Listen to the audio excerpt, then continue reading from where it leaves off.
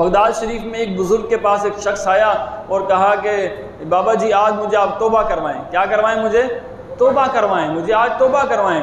تو اس نے کہا کہ یار تو تو بڑا گناہ گار تھا، تو کیوں آ گیا آج میری بارگاہ میں کہ توبہ کے لیے؟ تجھے کس چیز نے توبہ کے راستے پہ لگا دیا؟ اس نے کہا ایک نوجوان 12-15 سال کا بچہ صبح آیا اور اس نے مجھے توبہ کروائی ہے۔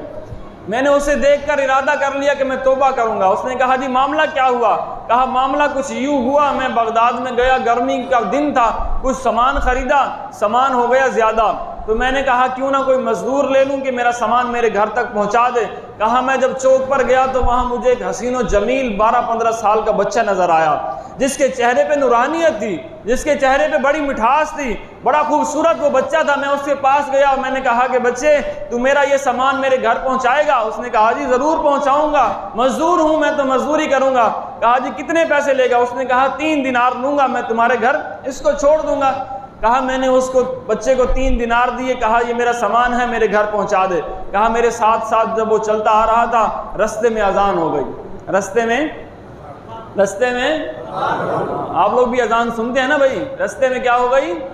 سارے بولیں ذرا، رستے میں فرمانے لگے رستے میں اذان ہو گئی۔ وہ 12-15 سال کے بچے نے کہا ہاتھ جوڑ کر کے حضرت اگر آپ مجھے اجازت دیں تو میں نماز پڑھ لوں۔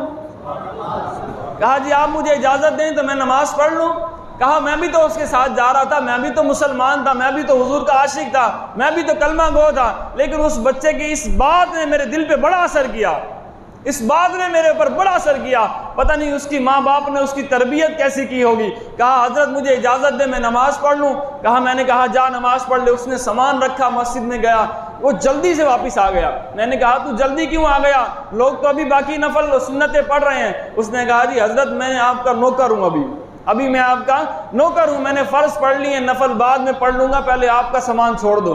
کہا گرمی کی اتنی شدت تھی کہ پسینے مجھے اتنے آ رہے تھے اور میں بھی تھک چکا تھا، اور اس نے تو سامان اٹھایا ہوا تھا۔ میں نے اس بچے کو کہا کہ بچے تھوڑا سا سامان مجھے دے دے کہ میں تیری مدد کر دوں، لے چلوں۔ تو اس شخص نے، اس بچے نے کہا نا آپ کو پتہ نہیں ہے کہ میں نے آپ سے اس چیز کے پیسے لیے ہیں، آپ کو پتہ نہیں ہے کہ میں نے اس چیز کی اجرت لی ہے، اگر سامان آپ اٹھائیں گے تو پھر پیسے پورے نہیں لوں گا میں، اگر سامان آپ اٹھائیں گے تو پیسے پورے نہیں لوں گا میں۔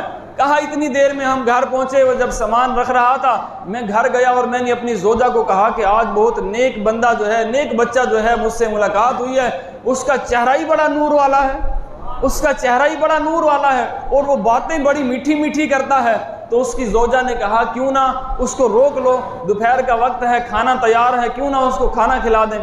تو اتنے میں واپس آیا، میں نے اس کو کہا کہ بچے ہماری ایک بات مانے گا؟ اس نے کہا جی ضرور مانوں گا، میں تو آپ کا اب نمک کھا چکا ہوں، آپ میرے مالک ہیں، بھائی میں آپ کا مزدور بن چکا ہوں، آپ میرے مالک ہیں، آپ حکم کریں۔ تو میں نے اسے کہا کہ تو اس طرح کر، ابھی دوپہر کا وقت ہے، کھانا کھا لے۔ اس نے کہا حضرت آنکھیں جھکا کر کہا حضرت آج میرا روزہ ہے، آج میرا روزہ ہے۔ اور وہ بابا جی کہتے ہیں کہ اس وقت کوئی رمضان نہیں تھا، صرف نفلی روزہ رکھا ہوا تھا۔ فرماتے ہیں اس کی عمر 12 سے 15 سال تھی۔ آج ہمارے 12-15 سال کے بچے فرض روزہ نہیں رکھتے یار، فرض روزہ نہیں رکھتے۔ اور اس سے آپ سے پوچھا جائے گا، والدین سے پوچھا جائے گا کہ تو نے کیوں نہیں ان پہ سختی کی، تو نے کیوں نہیں کہا؟ اگر ہم اپنے بچوں کی دیگر خواہشات پوری کر سکتے ہیں تو پھر اپنی خواہش بھی ان سے پوری کروا سکتے ہیں۔ یاد رکھیے گا نماز کے لیے کہنا بھی آپ کے اوپر ضروری ہے، روزوں کے لیے بھی کہنا آپ کے اوپر ضروری ہے۔ تو کہا میں نے اسے کہا کھانا کھا لے، اس نے کہا حضرت میرا روزہ ہے۔ اس نے کہا اچھا ایک کام کر، پھر تو افطار ہمارے پاس کر لے۔ سبحان اللہ تو کہنا یار، مجھے پتا ہے کہ آپ سب کا روزہ ہے، آپ اونچی بولیں گے تھک جائیں گے، لیکن یہ اونچا بولنا آپ کے لیے بخشش کا ذریعہ بن جائے گا بھائی۔ تو کہا چلو میرے پاس افطار کر لینا۔ اس نے کہا ٹھیک ہے میں آپ کے پاس افطار کر لوں گا، ابھی نماز کا وقت ہے، میں جاتا ہوں نماز پڑھنے۔ اور جب افطار ہوا میں پھر مسجد میں گیا، میں نے کہا بچے افطار کے لیے آ جا۔ کہا نہیں ابھی رک جاؤ، پھر اگر میں افطار کرنے آ گیا تو میری نماز چلی جائے گی، اگر میں افطار کرنے بیٹھ گیا تو میری نماز چلی جائے گی۔ کہا چلو نماز کے بعد آ جانا۔ پھر نماز کرا، اس کے بعد میں اس کے پاس گیا، میں نے کہا بچے آ جا کھانا کھا۔ ہمارے گھر آیا، اس نے کھانا کھایا۔ میں نے اسے کہا رات بڑی ہو گئی ہے، رات ہمارے پاس رک جا، رات ہمارے پاس رک جا۔ اس بچے نے کہا کہ ٹھیک ہے، میرے والدین کو پتہ ہے کہ جب میں کہیں کام کرنے دور نکل جاتا ہوں تو میں رات کو بھی نہیں آتا، تو میرے ماں باپ کو پتہ ہے میں آج یہاں پہ رک جاتا ہوں۔ تو وہ بابا جی کہتے ہیں کہ میں نے ان کو ایک کمرہ کھول دیا، مہمان خانہ، میں نے کہا کہ آپ یہاں آرام فرمائیں۔ جب میں نے اس کو کمرے میں ٹھہرا دیا تو میری ایک بچی تھی جو معذور تھی، میری ایک بچی تھی جو معذور تھی. اب میں اور میری زوجہ اس کے پاس گئے اور اس کو بھی کھانا دیا، اور دل میں بڑی تڑپ ہوئی، بڑی خواہش تھی کہ ہمارے گھر میں ایک نیک بچہ آیا ہے، نیک جوان آیا ہے، یا اللہ اس نیک جوان کے صدقے تو ہماری بچی کو بھی شفا دے، ہماری بچی بھی چلے، ہماری بچی بھی اٹھے. وہ ایسی معذور تھی کہ ڈاکٹر نے اس کو جواب دے دیا تھا کہ یہ چل نہیں سکے گی. کہا ہم نے بڑی دعائیں کی، ہم بھی اپنے کمرے میں آ کر لیٹ گئے. کہا رات کا کوئی 2 بجے کا ٹائم ہوا، تہجد کا ٹائم ہوا، خوشبوئیں آنے لگی. خوشبوئیں آنے لگی، رات کا ٹائم تھا، خوشبوئیں آنے لگی اور دروازہ بجنے لگا ہمارا. اور جب دروازہ بجا تو میں نے کہا جی کون؟ تو باہر سے میری بچی کی آواز آئی، میری بچی کی آواز آئی، اور اس بچی کی آواز آئی جو نہیں چل سکتی تھی. ڈاکٹر نے کہا تھا یہ چل ہی نہیں سکے گی. ہماری زندگی کی خواہش تھی کہ اگر ہماری بچی چل پڑے تو ہم زندگی میں سارا مال اللہ کی بارگاہ میں قربان کر دیں گے.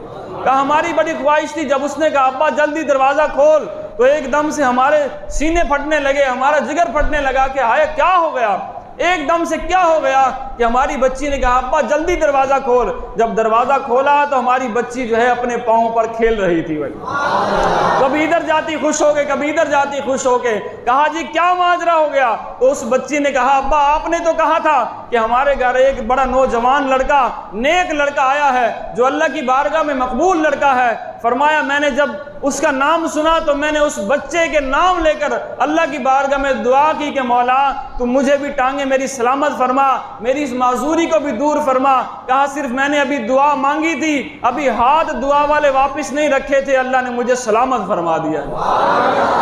اب وہ جلدی سے بھاگے اس کمرے کی طرف جس کمرے میں اس نوجوان کو ٹھہرایا تھا. جب وہاں پہنچے تو وہاں بیڈ بستر اس کا خالی تھا، وہاں ایک رکا چھوڑ گیا. اس نے کہا جی میں جانتا ہوں کہ تم مجھے ڈھونڈو گے، لیکن میں ایسا بندہ نہیں ہوں، میں ایسی شہرت نہیں چاہتا، میں ایسے اپنی کرامتوں کے ولولے نہیں چاہتا کہ میری کرامت کے چرچے کیے جائیں. یہ سب کرم ہے میرے رب کا، یہ سب کرم ہے میرے رب کا. بس ایک کام کرنا کہ رب کی بارگاہ میں عبادت کرنا اور مصطفیٰ پر سلام پڑھتے رہنا.